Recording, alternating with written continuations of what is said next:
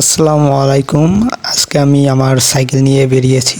এই মুহূর্তটা অসাধারণ ছিল, কারণ অল্প অল্প বৃষ্টি পড়তেছিল।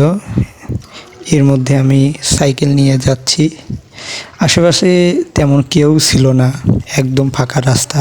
আকাশটাও অনেকটা কালো করেছে, হয়তো কিছুক্ষণের মধ্যে আরও জোরে বৃষ্টি হতে পারে। দৃশ্যটা অসাধারণ দেখাচ্ছিল এই মুহূর্তে।